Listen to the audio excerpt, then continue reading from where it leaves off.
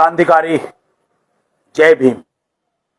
दोस्तों, आप लोग जानते हैं आज का विशेष लाइव किस लिए है।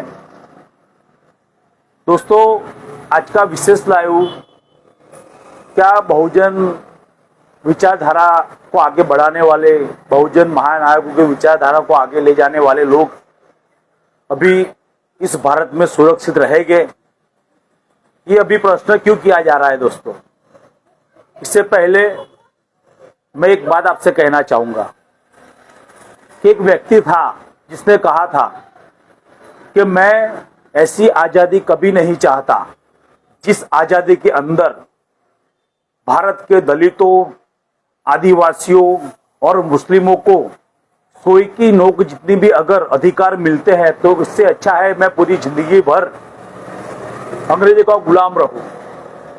ये कहना था आरएसएस स्थापक हेडगेवार जी का, राष्ट्रीय स्वयंसेवक दल की जिसने स्थापना की, उस स्थापना के करने वाले ने ये कह रहे थे कि इन लोगों को इतनी सोई की नोक जितनी भी अगर अधिकार मिलते हैं तो मैं पूरी जिंदगी अंग्रेजों का गुलाम रहने के लिए तैयार हूं। दोस्तों, और सोचो, ऐसा कहने वाले की जब भारत देश में सरकार हो तो सोचिए कि उस महानायक, जिस महानायकों ने आपकी लड़ाई लड़ेगी, जिन लोगों ने आपको अधिकार दिए, क्या वो लोग आपको पसंद करते होंगे।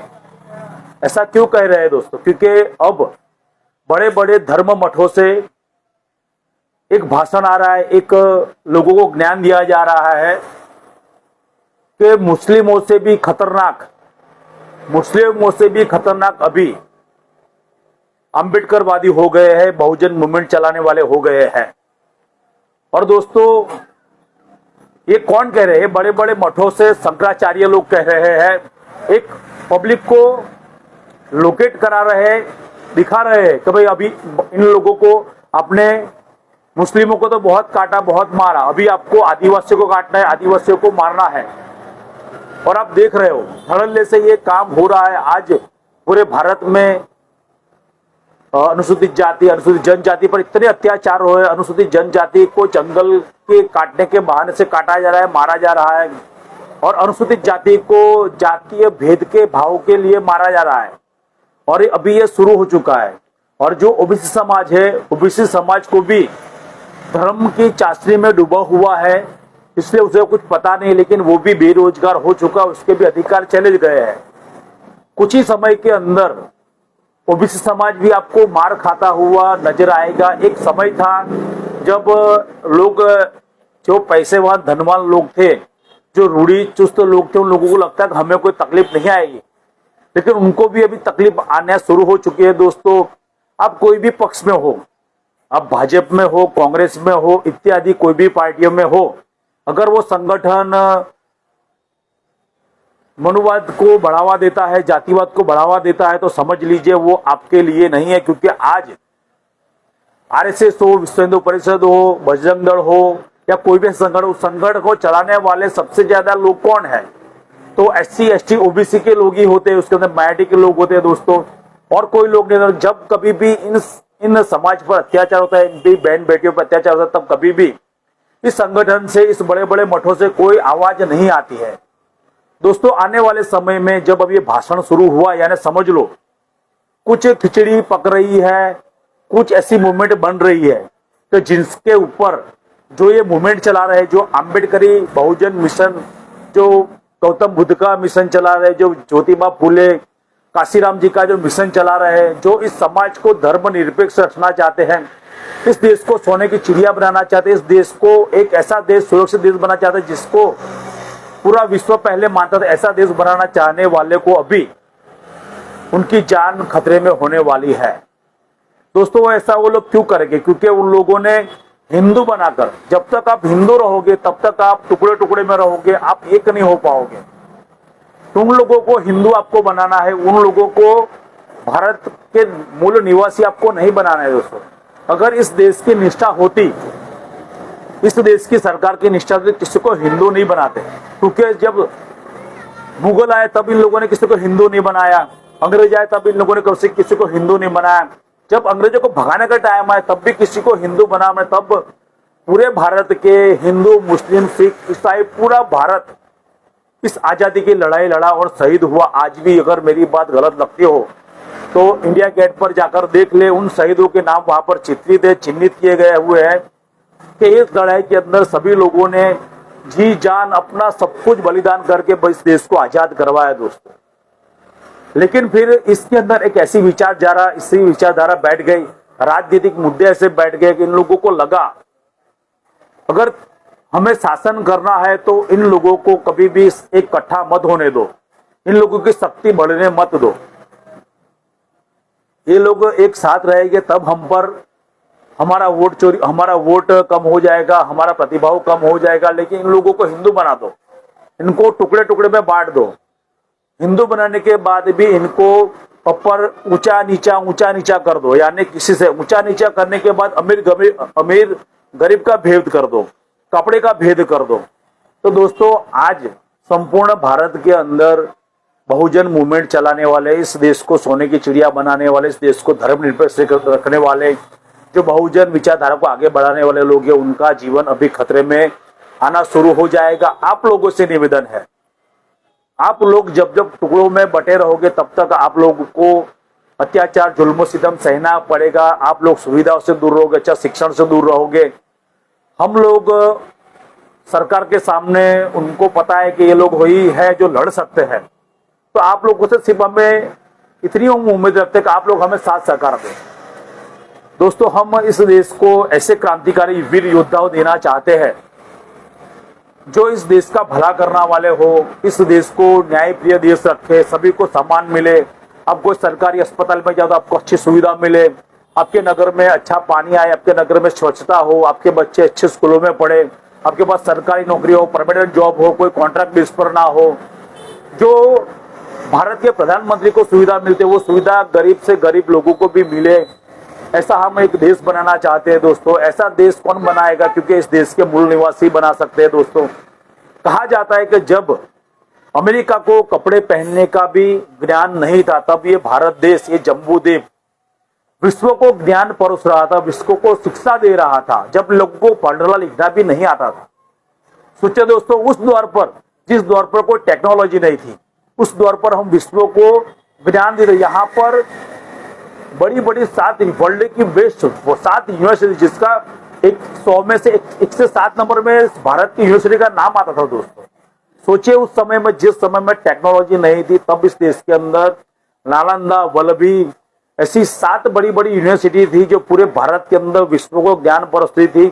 और 84,000 ऐसे क्षेत्र थे, जिसे आज बौद्ध क्षेत्र आप कहा, उस क्षेत्र द्वारा सभी को शिक्षा का प्रदान किया और वर्ल्ड से लोग यहाँ पर आते थे।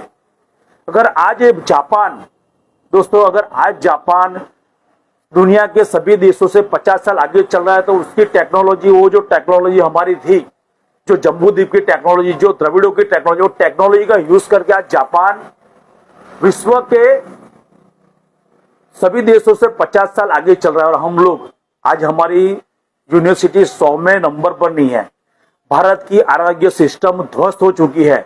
वे 2 नंबर के ऑपरेशन हो जाए, लोगों की जीवन से किसी को कुछ पड़ा नहीं, जिसको जो लगा वो ऑपरेशन कर रहा है, कुछ भी कर देता है। गरीबों को सुविधा नहीं मिल रही है, पुलिस वाले सुन नहीं रहे, नेता उसके पास आ नहीं रहे, नेता उसके काम नहीं कर रहे, सरकारी कचहरी में पैसा देना पड़ रहा है, भ्रष्टाचार चरम सीमा पर है, पूरी न्याय प्रणाली ध्वस्त हो चुकी है। क्योंकि दोस्तों आज राज्यसभा, लोकसभा, विधानसभा में 70% आरोपी लोग वहां पर विराजमान हो चुके हैं।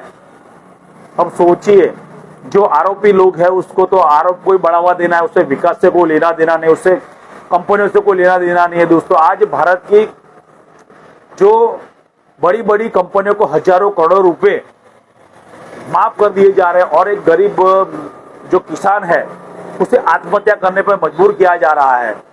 जब हजारों करोड़ अदानी अंबानी को माफ कर दिए जा रहे हैं, उसे लाभ करवा दिया जा रहा है, वहां हमारा भारत का गरीब लोग आज एक टाइम अच्छा खाने के लिए भी तड़प रहे दोस्तों। ऐसा क्यों रहा? क्योंकि हमने किसी पार्टी को बढ़ावा दिया है, किसी संगठन को बढ़ावा दिया है, किसी नेता को बढ़ावा दिया है, हमने इस देश के प्रति निष्ठावान नहीं रहे दोस्तों। आज एक अच्छी आपको कहानी कहना चाहता हूं कि जब इस देश के अंदर अंग्रेज आए और अंग्रेज एक राज्य से दूसरा राज्य जीतने लगे, एक राज्य से दूसरा राज्य जीतने लगे, तो जो हमारे पे आक्रमण करता अंग्रेज थे, तो जो हमारे पे जीत रहे थे देश के लोग तालियां बजा रहे थे। जो जहां जहां अंग्रेज जीते, अंग्रेज देखकर चौंक गए कि ये कैसे लोग हैं कि इनके देशवासियों को हम मार रहे हैं, इनके देशवासियों को हम उत्पीड़न कर रहे हैं, और हम इनके पे राज करने वाले, फिर भी ये लोग तालियां बजाते हैं।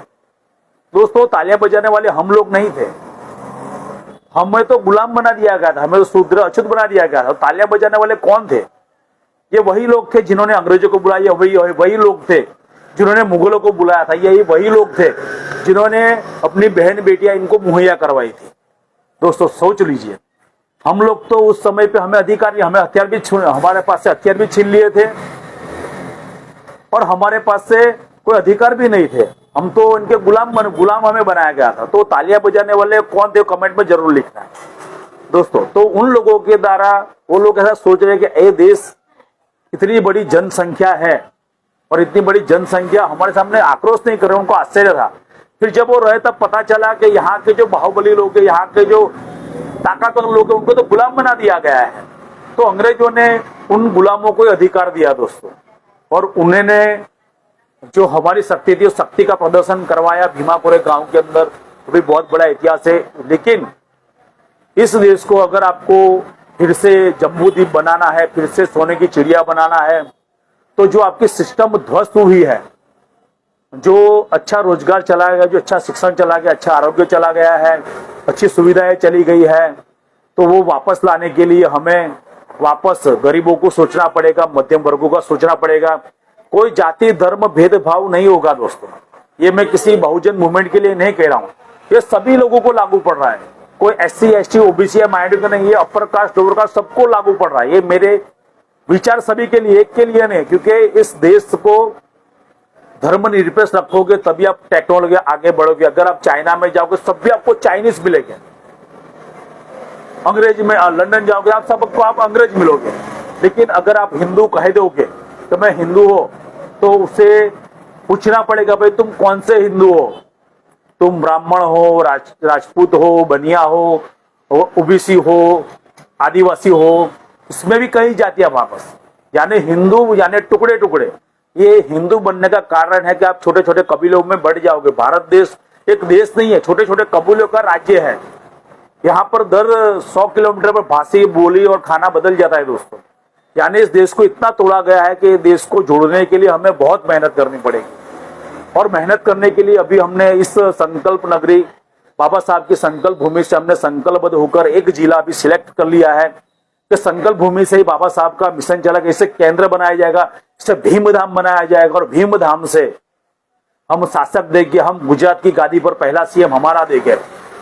आपका साथ सहकार, चाहे जो भी हमें साथ सहकार करना चाहता है दोस्तों, हमें संपर्क करें।